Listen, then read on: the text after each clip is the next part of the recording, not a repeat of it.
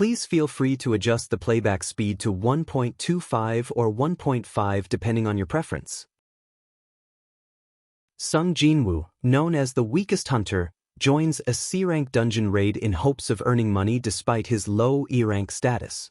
The raid starts smoothly, but things take a deadly turn when the group discovers a hidden gate leading to a mysterious double dungeon. Inside, they find themselves in a massive temple filled with towering statues.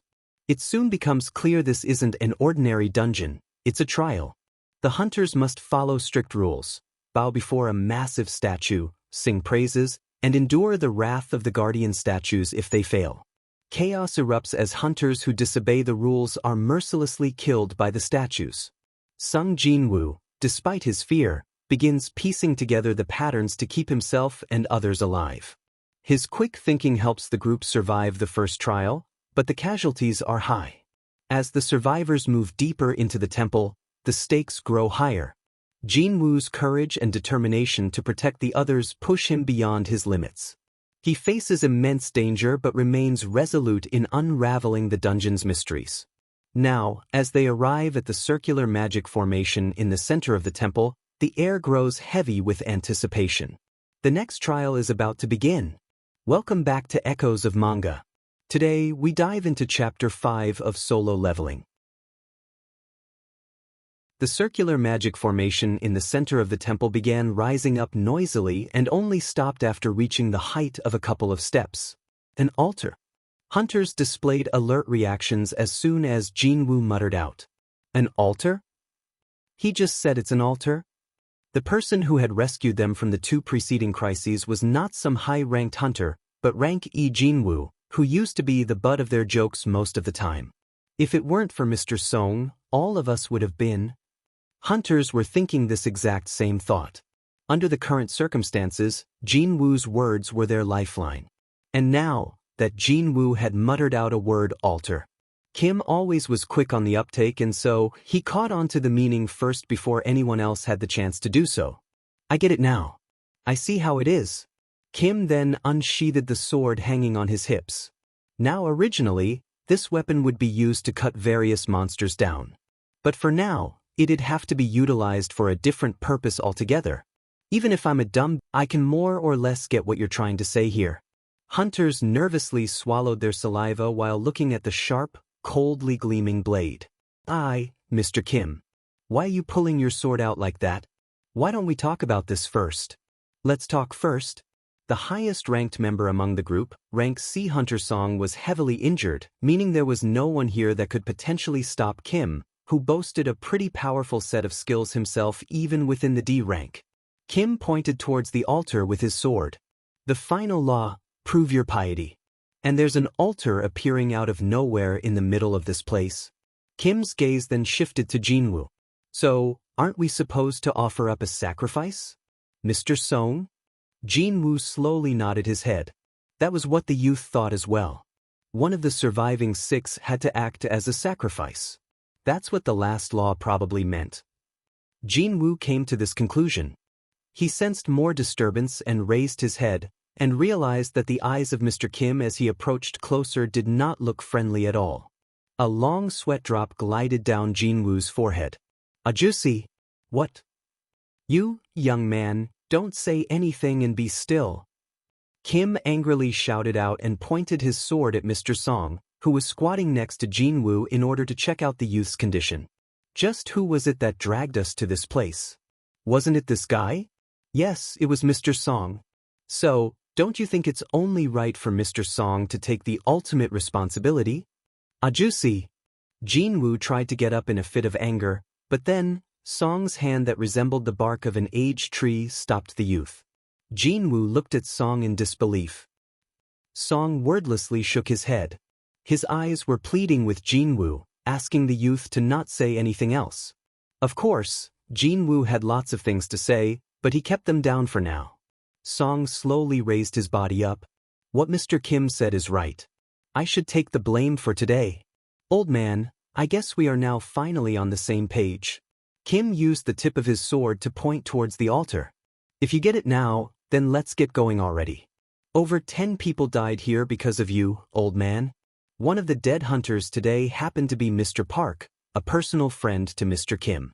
Exploring the dual dungeon was decided with the vote involving everyone, but Kim had already erased that memory off his head after losing much of his reasoning. Mr. Song spoke to Kim. "I'd like to walk on my own volition, so can you put the sword away?" Of course, Kim refused right away. "How can I trust you, old man? Stop wasting time and start moving already." Song sighed softly under his breath and walked towards the altar. Kim pointed his sword at the older man's back and followed on afterwards. Jin-Woo bit his lower lip while watching the two men walk away. This isn't the fault of Mr. Song. More than half of the group agreed to do it together. Just because things had gone south, blaming Song for everything was simply too cowardly, he thought. But Jin-Woo unfortunately did not possess enough strength to stop Kim here. Kim, thought to be one of the best among the rank D, and Sung Jin-Woo, easily the worst of the rank. The difference in their strengths was all too clear for him to see. Not only that, Jin-Woo had even lost a leg.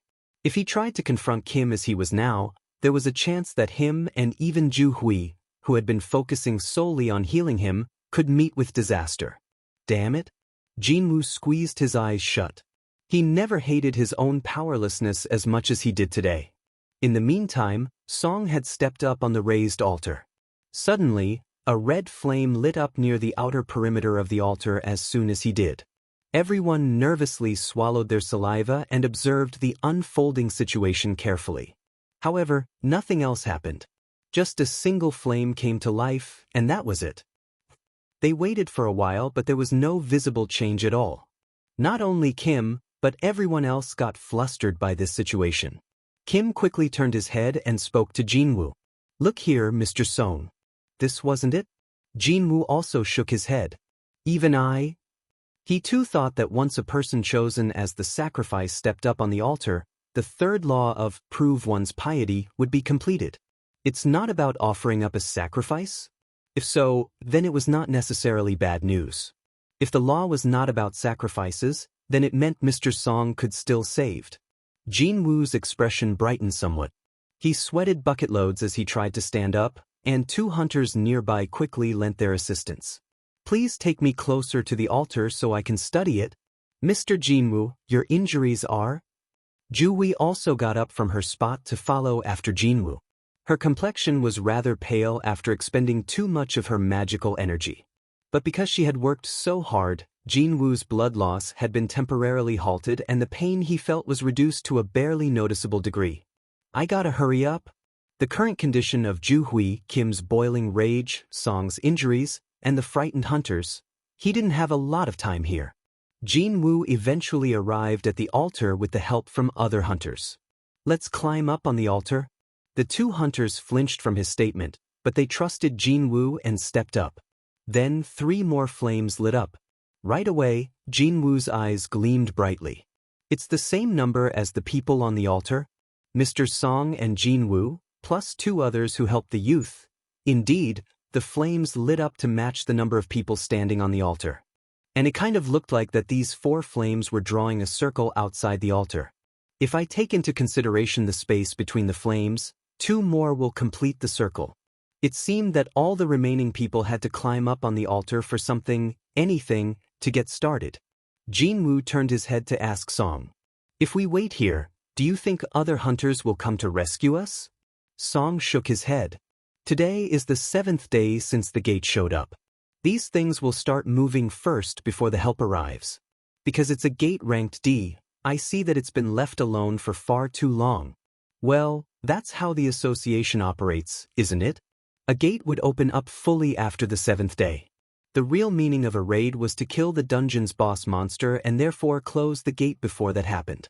When failing to do so, the monsters trapped in the dungeons would be set free from the dungeon and they would be able to roam the outside world." Jin-Woo looked behind him. The giant god statue was still looking down on them with an overbearing, arrogant expression from its throne. If that thing manages to go outside, then the ensuing chaos would be unimaginable. Of course, before that happened, hunters coming to this chamber to rescue them would all be killed by the statues first. He was now sure of the fact that they could not wait here forever. Jin-Woo called out to Ju-Hui and Kim. "Both of you climb up?" Ju-Hui stepped up on the altar first. The hesitant Kim also followed soon afterwards. 2 more flames lit up and the circle was now complete. And then, hunters were grandly stunned by what happened next. What the hell? What's going on here? As Jin-Woo had suspected, yet another change took place. "It's coming." From the outermost edge of the altar, small blue flames floated upwards and began drawing a circle of their own as well. There looked to be at least 30 of these blue flames, placed real tightly next to each other. 34, 35, 36. Jin-Woo quickly counted them all as the blue flames completed the circle, and he realized that there were 36 of them. The 6 red flames that lit up to match the number of people, and the 36 blue flames that appeared outside them. What could be the significance behind that number? It was then, without a warning, the resolutely shut door suddenly opened up wide. Hunters reflexively flinched. They all wanted so bad to run towards the wide-open doorway, but having seen the final moments of the choir boy hunter, they found it hard to take the first step. If one tried to be the first, just who knew what might happen to them? Everyone's gaze fixed on Jin-Woo as if to demand an answer from him. However, Jin-Woo's lips remained tightly shut. He couldn't come up with a guess at the moment. He didn't know whether the open door was a trap, or they were now allowed to go out after they upheld the final law successfully. Too bad for him. Just as everyone was looking at Jin-Woo, a horrifying noise filled up the entire chamber. The heads of all 6 hunters quickly snapped around to look. What was that? It's coming closer. Those damn things are all moving now. Hunters' breathing quickened in an instant. The stone statues that had only moved when a person got near were now several steps closer to the group. Jin-Woo only needed a short moment to figure out what happened, of course. No, the statues didn't move. It's the plinths below them that moved. That horrifying screech from earlier on most likely came from the plinths beneath the statues grating against the stone floor. They are not moving anymore? Kim wiped the droplets of sweat on his forehead as he spoke. While everyone was still staring at the statues, Jin-Woo's focus was on the blue flames. They had been going out one by one, and 3 of them had flickered out of existence already. Hearing that screech, someone cried out. What was that? Where did it come from? Jin-Woo quickly raised his head. The noise had come from his general direction. The stone statues facing him had moved a little bit closer. Why only my side? Was it because he looked at somewhere else briefly? In order to confirm, Jin-Woo closed his eyes. The noise resounded out again. As soon as he opened his eyes, the noise stopped. What the F***ck is going on here? What are we supposed to do about this? Jin-Woo quickly shouted at others. Don't take your eyes off the statues, no matter what. When he thought about it, he realized that the statues first began moving closer to the group when others were busy looking at him. They creep closer when we are not looking at them. It was right then, another blue flame disappeared. However, there was still no discernible change to either the group or the statues. Could it be? Cautiously raising his arm, Jin-Woo did his best not to take his eyes off the statues while checking the time with his wristwatch. As I thought, at an interval of 1 minute, a blue flame was being extinguished. The blue flames are the timer. It was quite likely that one of the main points of the 3rd law was to stay within the altar until all 36 blue flames died out. In other words, as long as everyone was keeping close watch on the statues, they'd be safe. It was quite possible that no one had to die at this final huddle. Wanting to be more accurate about the remaining time, Jin-Woo began recounting the number of blue flames once more. There are 30 remaining. They only needed to endure 30 more minutes. Unfortunately, Jin-Woo made a huge mistake, just then.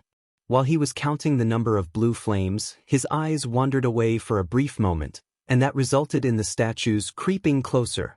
The man standing on the opposite side screamed and ran towards the door. He simply couldn't hold on any longer as the horrifying screeching noise coming from his back frightened him so much. As soon as he left the altar, one of the red flames disappeared. No! Jin-Woo cried out urgently. However, the man running as if he had gone crazy escaped through the open doorway without meeting a grisly fate, which took everyone by surprise. What the hell? Mr. Sung? What's going on? That guy made it out alive. Kim shouted out, flustered. Jin-Woo was standing with his back to the doorway so he couldn't really tell what was going on. Did something change? The door. The door has closed just a little. The door's closing? No. After that guy left, the door moved a little bit, but then stopped. Jin-Woo then recalled one of the red flames disappearing as soon as that man left the altar. God damn it. He immediately felt his heart go cold. One of the questions that he couldn't quite figure out until now as he stood on top of this altar finally had an answer. How could standing on an altar be a proof of one's piety?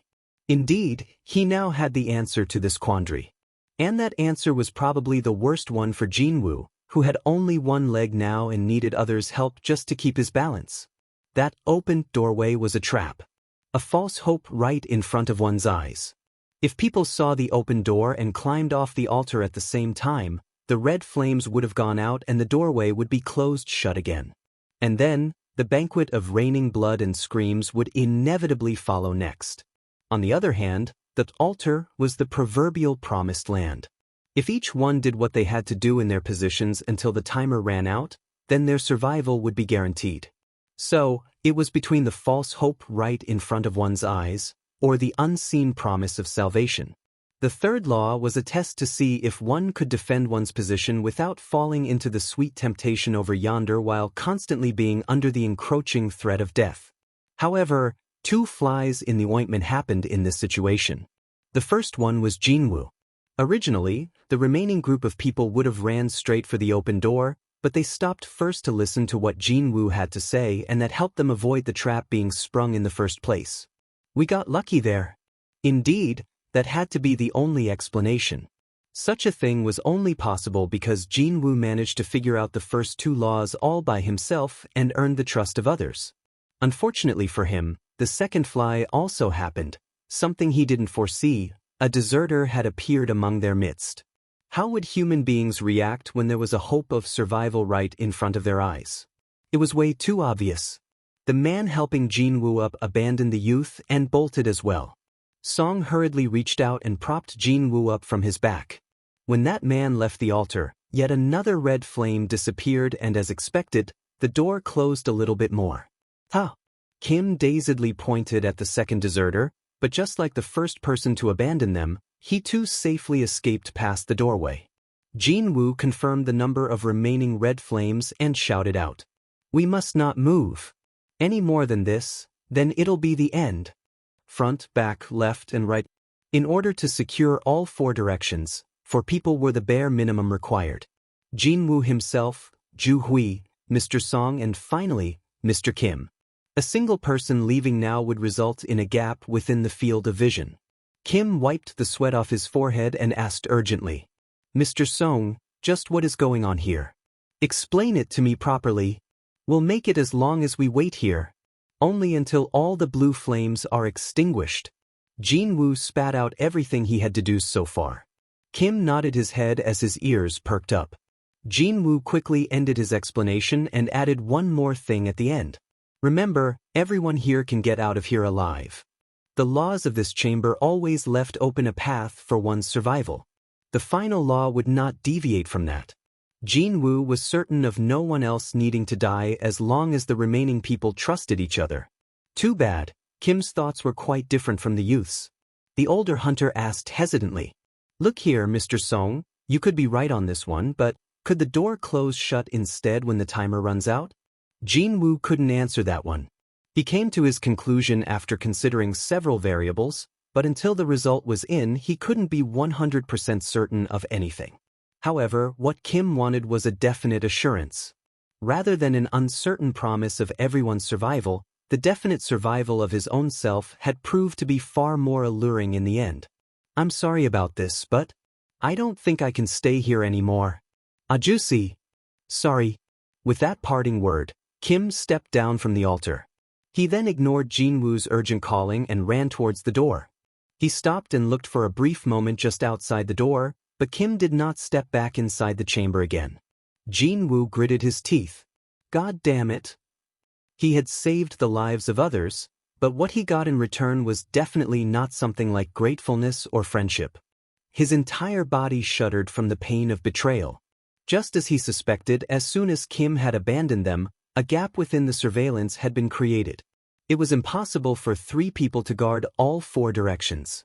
And so, the statues positioned in the blind spots began creeping closer to the altar. The encirclement of the stone statue was gradually tightening. Song took a look around and then spoke to Jin-Woo and Ju-Hui. "Both of you should leave now." His voice was full of resignation. Jin-Woo looked at the old man. "But, Ajusi?" "Just as Kim had said, I was the one who dragged us all in here. If someone has to remain behind, then it'd be only right that I'm the one. But still, you two with a better future ahead of you should be the ones to survive today." Song began smiling. He was thinking of these 2 young people's hearts as they would have to abandon him here. Jin-Woo helplessly nodded his head. He was uncomfortable about this whole thing, but there was no time left to argue back and forth who should remain in here. Song then tried to ask Ju-Hui to take care of Jin-Woo. "Miss Ju-Hui, can you help out Mr. Song here for a bit?" However, just as she was about to prop him up, Ju-Hui plopped down to the floor. Ju-Hui tried to get up, but then, tears began forming around the edges of her eyes. "My legs. I can't move my legs." Both the expressions of Jin-Woo and Mr. Song hardened in an instant. Ju-Hui's current physical condition did look terrible even from a casual glance.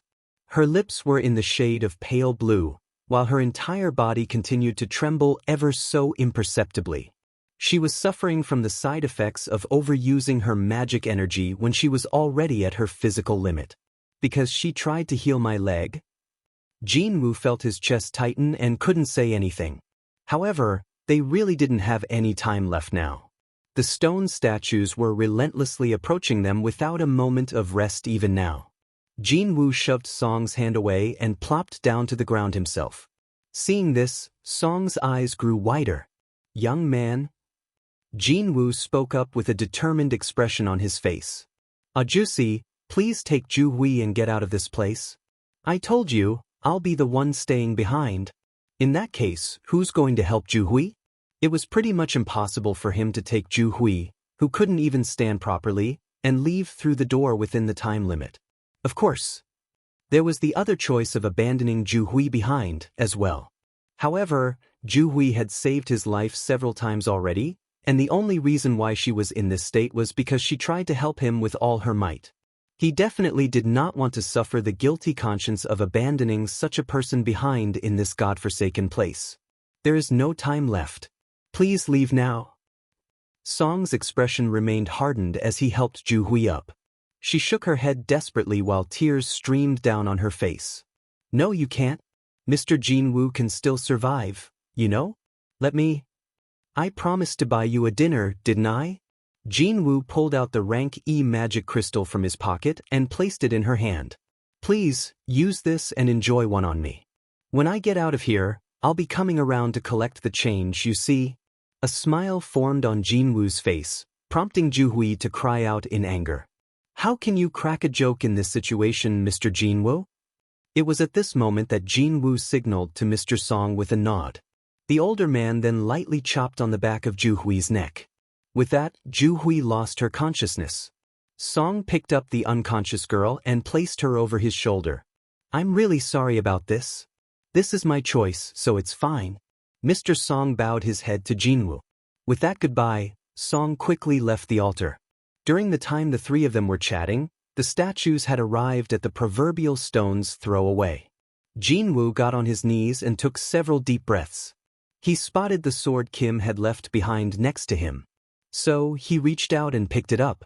Now that it had come down to this, I'll take at least one down with me. When he looked behind him, Jin-Woo saw Mr. Song safely leaving through the doorway with unconscious Ju-Hui still perched upon his shoulder.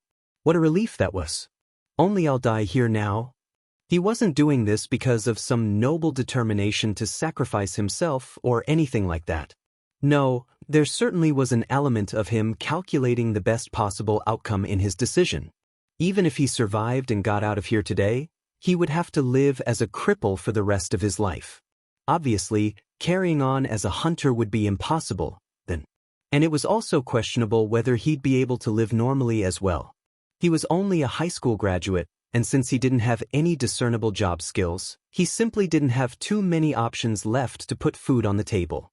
Mom's hospital fees, and my sister's school fees too. If that were the case, then he might as well make sure his family would receive a better compensation from the association, even if it was just a single cent more. Was the compensation paid out to the family members 300 million won or 400 when one dies during a raid? That was a huge amount for a worthless life of a rank E hunter. Finally, the statues arrived. The first one to arrive climbed up on the altar. Jin-Woo glared at it and lifted the sword up. Unfortunately, the expected attack didn't come from the front, but his back. A long spear penetrated into Jin-Woo's back and exited out of his chest. Jin-Woo spat out a mouthful of blood. An unimaginable amount of pain rushed in like a tsunami wave. If you were stabbed a couple of inches higher, you'd have a hole in your heart by now.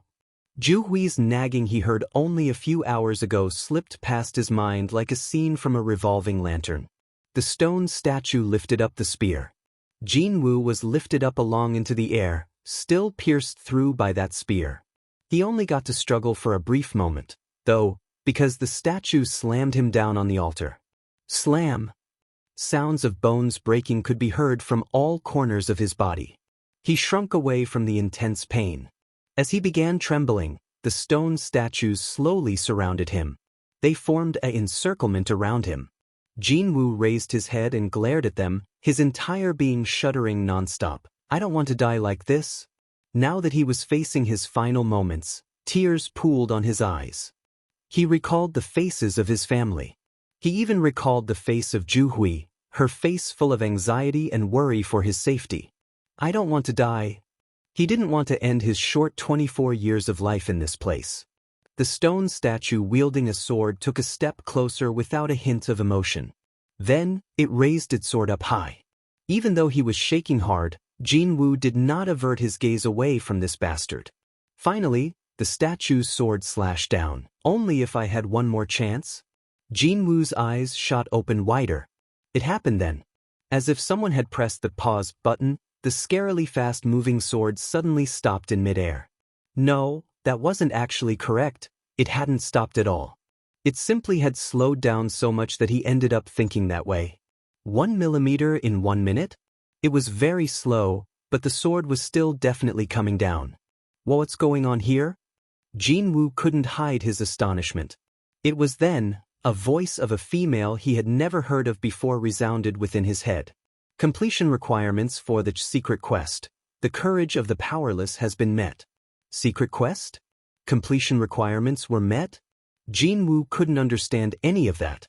No, hang on a minute. Besides all that, where did that voice come from? Too bad for him. The voice ignored Jin-Woo's questions and continued on regardless. You have acquired the rights to become a player. Will you accept? He had acquired a right? Accept what exactly? Sounds like I'll be given something. He grew up dirt poor since his childhood, so he had never refused freebies until now. However, that was a story for when he was still alive. What use was there for free stuff when he was dead? When Jin-Woo hesitated and didn't answer, the voice in his head asked again as if to urge him on. There is not enough time left for you to make your decision. Your heart will cease functioning precisely 0.02 seconds after you refuse to accept. Will you accept? He couldn't tell whether he was hallucinating or not, but he still got to figure out that he was only a moment away from dying for good. He finally spotted countless other weapons headed in his direction. Beside that damn sword, that was how. Now that the things had devolved to such a degree, he might as well. If you're giving it to me, then just give it to me already. There was no need to utter anything out at all. He simply thought about it in his head. Even then, the voice of the female replied to him immediately. Congratulations on becoming a player. Flash. A blinding light suddenly wrapped around Jin-Woo's body, and at the same time, he lost his consciousness. We will finish this chapter here. Next chapter will be out soon, so stay tuned.